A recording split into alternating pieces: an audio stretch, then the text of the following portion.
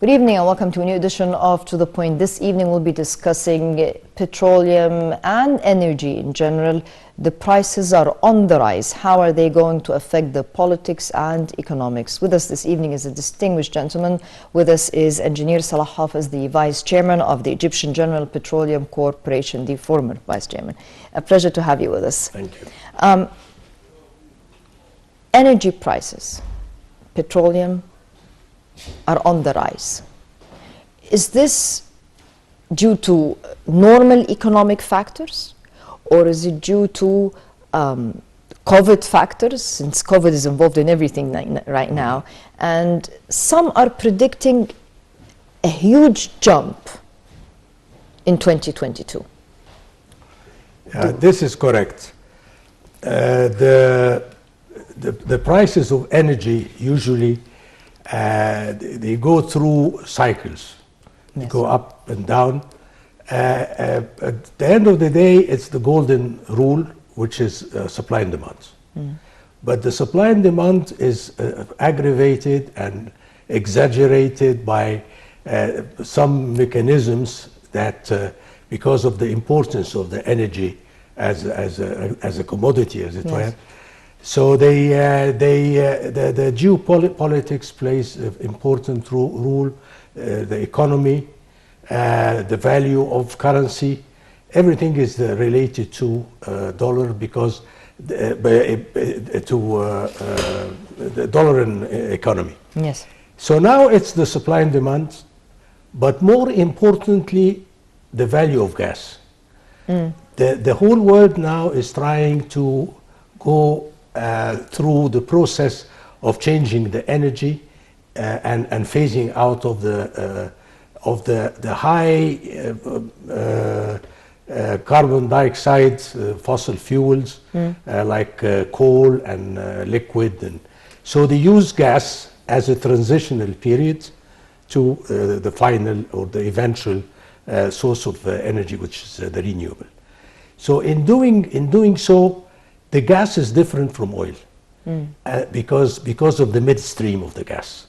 The gas is different commodity than oil, very difficult to transport, very difficult to store, very difficult to market, either by liquefying or by pipelines. So you go through countries and right of way and geopolitics.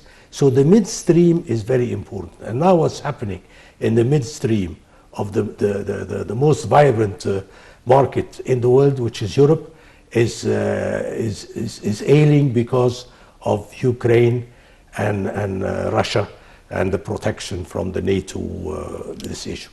So this is so it's fluctuating. The price of gas went up sky high, and consequently the oil, because they are related, energy. Yes. And then now it's getting more and more difficult, more and more complicated, more and more critical relation for the energy at large. Economies have been really tested the past couple of years due to the repercussions of COVID. How is this jump that took place and is expected even to continue throughout this year of oil, for example, this plunge in energy, what will it do to economies that are already ailing? Very much so, already ailing. But any shock like the COVID-19 and the slowdown of economy creates inherent inflation and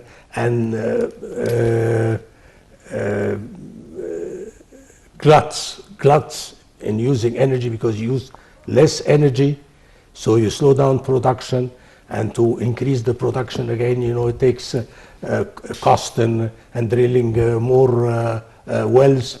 So this move creates cycles. Yes. So now it's picking up again, and the demand is increasing, and hopefully it will. They expect an average of $76 per Brent in 2022. So this is a high time of energy at large, and oil and gas. But the gas, the midstream, is the trick of controlling because of the geopolitics. From the time you produce the gas to the time it is used, this midstream is very difficult to manage given the many variables of the pipelines and storage and things of this sort. Is this what's making this price hike? Yeah. Now the problem with Ukraine, it's not. It will affect indirectly, or directly rather, the price of gas, because 4 important pipelines go through Ukraine. So if they and Russia will never want to see Ukraine part of the European Union or the NATO, for this matter. So they're fighting it right, left, and center. They will not let it. They will not allow it. That's why the Crimea, they have annexed the Crimea to have access to the Black Sea, and now the whole of Ukraine. Yes. And to put pressure, and the West they would like to put pressure and sanctions, and by doing so, they will retaliate. This is the most critical period in the relation between East and West since the Cold War. Should things escalate further? Because there is concern about how things will end up with the Ukraine crisis. Are we expecting further hike in prices? Yes, it's inevitable. What will they do to economic growth? Because you have this year, or 2021, saw a real hike or a spike in inflation rate, more increase in energy prices, more inflation. Economies are already burdened. How will economies balance? Who will pay the bill? Because the consumer is quite pressured. Loaded. Yes. Yeah. So who will pay the bill? Because you have inflation, you have ailing economies. How are we going to balance the sheet that way? Of course, the poor countries and the developing countries are always the victims of. But it's now a war and competition between the East and West. Russia on one side and European Union. So this is if they employ or impose sanctions, they will stop the gas. The gas will not be going to Europe, and Europe will freeze. Europe will freeze, and they cannot compensate in short period of time the shortfall of the gas that they've been getting for years and years. And at the same time, Russia will use China, because the other side of the market, on the other side, not the European side, there is a big market. There are South Korea, Japan, and China. They would like to change from coal into gas as a transitional period. So now they will market the gas that they cannot market to Europe. America, they produce the gas, the shale gas. So now they're building liquefaction plants to move to the amount of LNG, the liquefied natural gas, that is being produced and transported is 53 billion cubic feet. But through pipelines, 400 billion cubic feet. So we're not transporting what we're actually producing. Yeah, there has to be a balance because of the time and motion. The gas, when it is produced, you liquefy and you transport and then gasify and then to the end user. The pipelines, you put in the pipeline, it's on the other side immediately. So the breathing, there's no breathing space by ordering and getting and developing the system to liquefy. So this formula is extremely difficult, extremely costly, and creating a lot of political impingements to the system to give it a breathing space for the logistics, the midstream, the midstream of the gas. So now they're working, there are so many alternatives, but like attacking and occupying Ukraine, there are 6 scenarios. Yes. 2 of them, they want to put enough pressure to sit on the table and negotiate and gain something out of the main problem, which is the NATO wanting to control this part of the world. And the other thing is to convert energy from fossil fuel to renewable. So they are in this phase now. So it's if you put on the table the solutions and approaches to making a deal that is acceptable to all sides, it is so complicated, and all of a sudden you find China has a role. They can market the gas elsewhere, or Japan, or Korea, or United States. So I have read in the last few days so many alternatives to dealing with this problem, and we're all in limbo, to my mind. It will be aggravated, no doubt about it. There has to be something, because Russia doesn't want to give in, and America, Joe Biden, is very adamant about controlling the NATO in this part of the world. So it's geopolitical, reflecting into energy indirectly, and the supply and demand of the liquid oil is also being affected. So now, if you read into the media and the publications, there are 6 or 7 alternatives that could be, but all of them will have to go to be escalated, not to be alleviated in this. So the price will go up, it will keep on going up, and by the time they find alternatives to using either renewable or get. Now, Germany, there is a pipeline called Nord Stream, yes, coming from Russia to Germany. It's complete. And then the states decided not to put it in action, and it will be part of the sanctions. The sanctions have to be approved by Germany.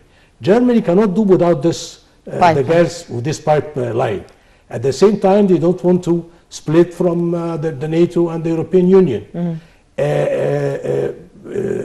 England is not part of the European Union. They import very little gas from Russia, unlike Germany. Germany, most of the gas is coming from Russia. Yes. So those differences are gives room for different solutions. When we talk about energy, we have a very, very diversified mix nowadays. Yet we seem to be, economies can easily be affected by a spike here, or a problem here, or a shortage here. Why is it that economies are still very vulnerable, even though sources of energy are extremely diversified nowadays? The infrastructure of moving the energy and using the energy, like generating electricity or transportation or things like that.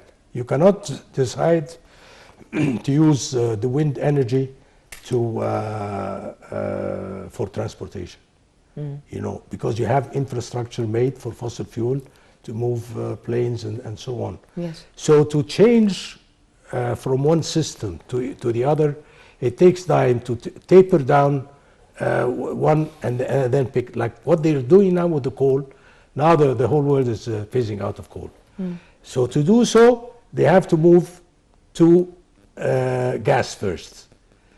And then they find the renewable, because gas is readily available, the infrastructure is there to move and use, and it is less harmful to the environment because of the amount of carbon dioxide it emits compared to coal, for instance.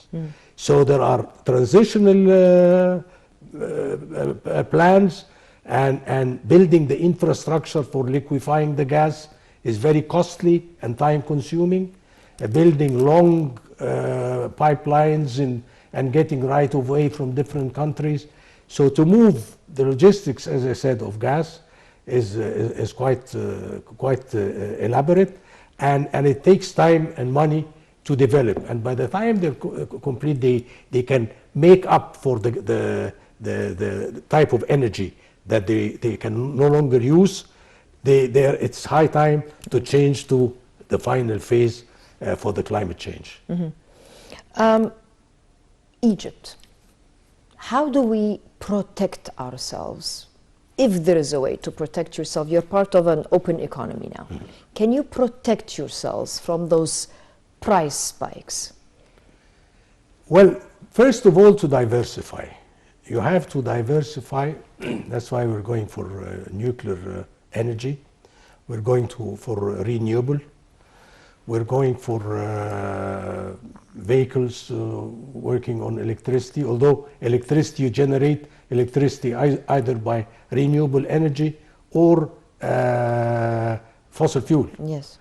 But you have to diversify and then plan in advance to phase out of something and use one more. This is the only protection that you can have, because we don't have our balance of energy is not right. We're net importer of energy. We don't have enough except the sun, and this will take in the fullness of time many years or decades to convert totally to. So the protection, you protect yourself, is by the hub we're thinking of doing, because with the hub, energy hub, we're developing an energy hub. This energy hub will import gas, refine products, generate energy, export energy, and import energy, and liquefy and gasify. So this hub will work to see the whole area. We are in between Europe, Africa, and Asia. Like what's controlling the problem of Ukraine now is a hub in London. And it's the biggest hub to identify all production of all the gas, but this is all specifically for gas. So the protection of Egypt is to develop the system to improve the management of different types of energy and promote the energy hub that is becoming now more active, and hopefully will take advantage of the problem in Ukraine and Europe to take further advantages to developing the energy hub. This situation affects Europe gravely. Should there be an escalation, a political escalation, how, in your opinion, will it affect the situation in Europe economically, taking into account that they're all importers of oil? They gravely need it as a source of energy for everything, really. Should things escalate? Well, Europe gets 25% of their oil from Russia and 40% of the gas from Russia. 22% from the North Sea, the gas in particular. 18% from Algeria. About 9% of the gas from the Caspian Sea, Azerbaijan. And the rest from Qatar, from even Trinidad, from West Africa through LNG. So they are diversifying. The more to Central Europe and East Europe, they get almost everything from Russia. And England is dependent after the less so on Russia. And America, the USA, they are the largest reserves of shale gas. and they are drilling thousands of wells to develop the dry gas and liquefy, and building a plant to make up for the gas that expected to be a shortfall for Europe. So going back to coal in some so it will be escalated definitely, because as I said, Russia is very adamant about wanting to limit NATO to Vienna and this. They don't want Ukraine to join NATO by hook or by crook. I mean, this is so they will put pressure. The pressure, some pressure will be taken by, other pressures will be reacted to, and so there is a way that eventually, I hope, I think it will escalate, but will not go full-fledged war. No way, because the world cannot afford it now.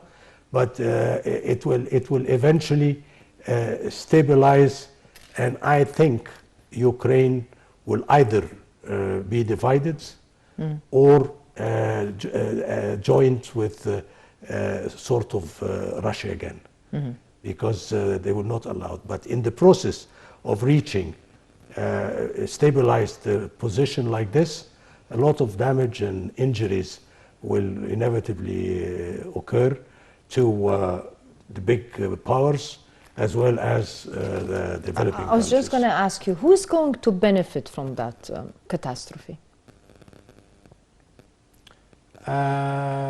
Who stands to benefit? It's a protection of the raison d'etre of the lodge. It's only a protection. Russia, they don't want NATO. Okay, they accepted the European Union. They're fighting it. They're trying to control, but they don't want them to come too close, because otherwise they will feel unprotected. But so it's a matter of security, and the cost for countries like Russia or the States, for this matter, like the fight between China and the United States, for the dollar, the economy, the technology, the fight. So it's a security. They want to reach certain level to be secure and to protect their achievement. And if someone comes within the space, then they react until they push them back. So it's a war of power. Power. They want the power to be to exist. Egypt, we're governed now by international prices. Should oil prices continue to rise, does that mean they will also be reflected internally? Definitely, we've seen the price of gas. There is no control over that. There is no control as long as we're not diversified enough, and we're not a net exporter. When we were net exporter of energy, then we could afford the subsidy. We could afford many things, because we give less money. This sector gives less money to the government. Now, because we're net importer, we take more money from the budget. So any hiccup like this that can occur in the formula will cost the government money. And if they borrow money, they will spend it in a way that will not have a return, because it will be consumed. So this is the problem of a developing country with less resources than they need, and they have to diversify and become stronger and stronger. And this is what the country is doing now.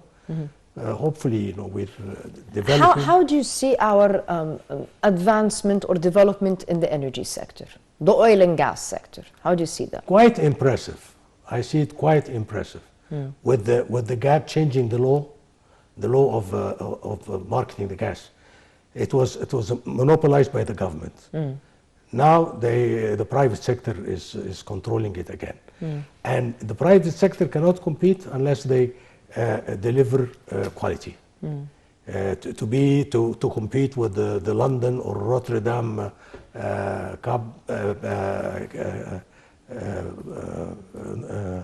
hub. Yes. Or the American, but American is a separate market. So we're working in developing the infrastructure, we're working on diversifying the energy, we're improving the refineries to quality, like hydrocracking. We're working quite diligently to develop, as I said, energy hub.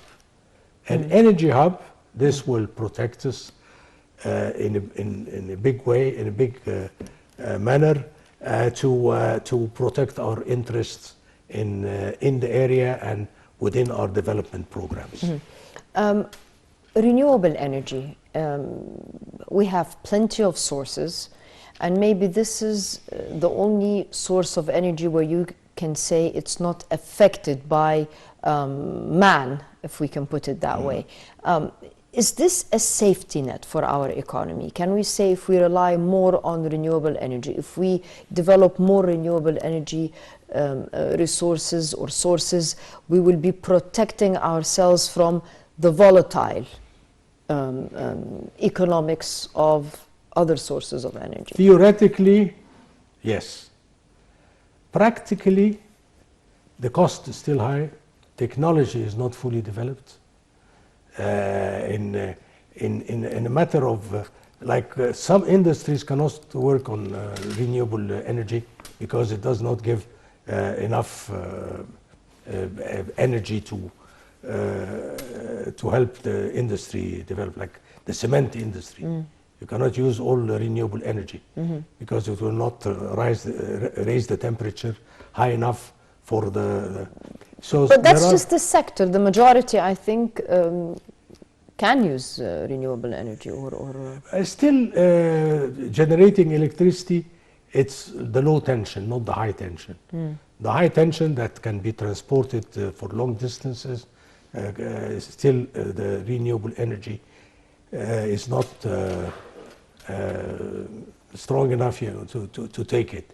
So we are doing this. To my surprise, I said once when I was fully involved in the energy sector that the world will not be weaned from using fossil fuel before the end of the century. And I was it was a very strong remark that I repeatedly mentioned in all the meetings. I see it differently now, definitely. It's inevitable that we will have, otherwise we will lose planet Earth to that extent. Yes. The climate change is something really we're suffering from it nowadays, yes. the climate change. Yeah. But it's really detrimental to life on planet Earth. So everyone, like I mentioned a few times, that Germany, which is a big consumer of energy, they're changing from coal to gas as a transitional source, and then to renewable. So now it's not a joke. Climate change is not a joke. So at the same time, the companies and the countries that have the fossil fuel, and they make most of their income from selling the fossil fuel, they want to create geopolitical problems for the countries to use it. Yes. So it's to their advantage, and there's a conflict of interest right here. So it is being controlled with COP now that we're going to have in Egypt this year, to find finance for countries to change, because it's a very costly process. I mean, to change the whole system of energy into renewable energy, it's very costly and time consuming. Yes. And so there has to be finance.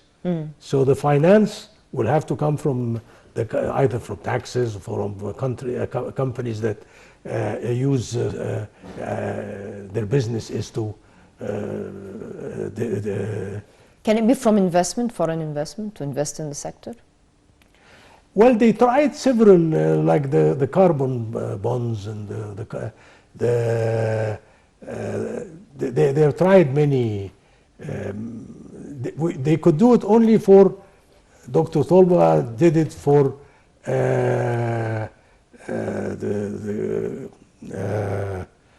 the ozone layer, Yes. to protect the ozone layer. It was genius. But for something like that, with big players like Shell and American companies, and it's very difficult opponents. Yes. To make them succumb and concede to the problem.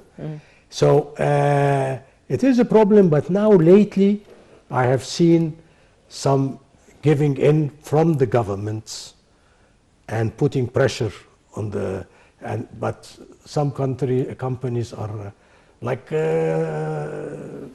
China, for instance. China, when we signed the agreement of climate change, their production of carbon dioxide was 4%. Yes. So they refused to cut down the emission of carbon dioxide until they reach a level to be on equal footing, like the countries that developed their. Now they reached 26%. Then they started reducing the carbon dioxide. So the time and motion of problem like this may escalate the problem and make it more difficult to solve. But I see it now coming, that eventually, before the end of the century, for sure, otherwise we're doomed, that we will cut down the carbon dioxide by 1.5 degree to stabilize the climate from then on and go to renewable. The Gulf, how is it affected by the spike in oil prices? The what? The Gulf. The Gulf. Well, they're net exporter, so they're better off. I mean, they're OPEC, but they don't want to control the price or they want income. So it works to their advantage. And they're turning a blind eye to, in a way, which is normal. It's economics. The world, generally speaking, should prices reach real high rates this year? Because forecasts are going as far as 150 something or so per barrel this year. How is this? No, it's in the 90 or something like that. Some are even saying it went in 2008 to 149, almost touched 150. Some are predicting that Yeah. within this year we can go that high again. What would be the repercussions should this happen?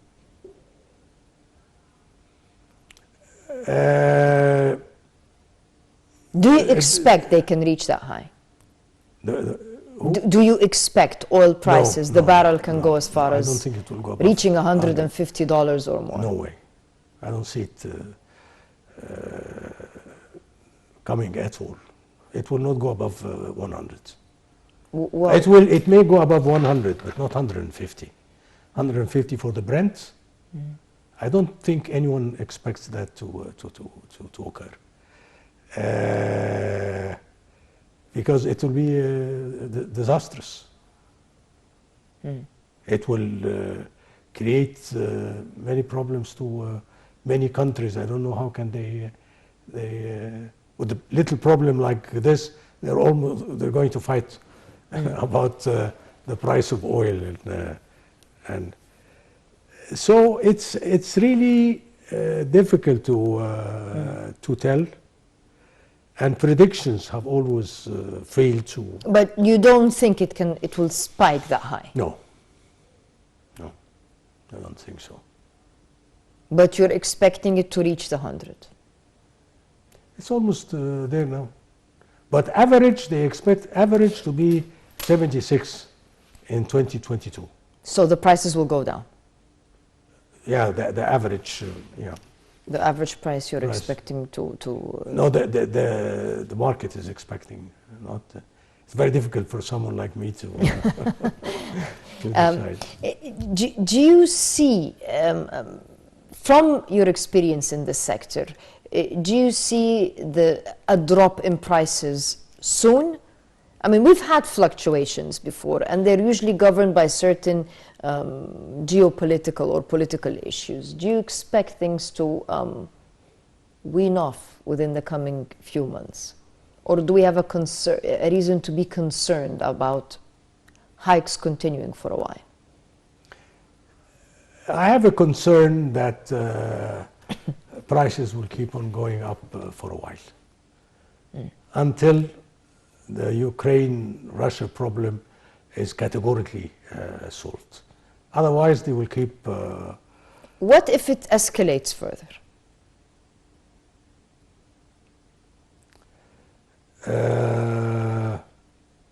What will happen? I said there are 6 scenarios for the war, or the invasion, rather. For the invasion, either partly or a little bit more concentration here or there, until the 6th, which is full-fledged war, and this will, no one can expect what will happen, you know, if it reaches, and nobody knows the chances of going through the worst setup for solving this problem is very remote. But they expect the second case that will, because once you apply sanctions, they decide to go for sanctions and stop the pipeline, the Nord Stream 2 from being operated. Then, and of course, many other economic sanctions, like the technology, some parts, spare parts that you cannot do without, access to debts from bank and funds, you know, to operate. So they cannot, now they cannot work just separately and ignoring all other resources around. So the West, they would like to push until they reach. Last time in 2014, the sanctions was not very effective. Yes. So Russia is telling them now, do the sanctions you want. We have alternatives. We're talking about China. And America cannot mobilize China to their side. No way. So they cannot call the bluff of Putin. But at the same time, they don't want to give in. So this is it's tug of war. They're pushing, and really, if you read in the literature, I'm sure you do all the time, it's very difficult to, there's possibilities that will reach, but someone will have to give in. Who and when and how, it's, if I know, I'll be the richest person on earth. Should prices continue to rise, what will it do to the politics of troubled economies? Because we have a lot of troubled economies nowadays. That's one thing. Another, will it reduce conflicts in this region, or will it increase them? Will it reduce foreign meddling in this region, or will it increase it? There are always a way to coexist with problems by giving in, and so we have good relations, foreign relations with many countries now. So we can make allies and help country and get the help of another country and sort of smear off the problem and making it more equitable too. But definitely on the low side.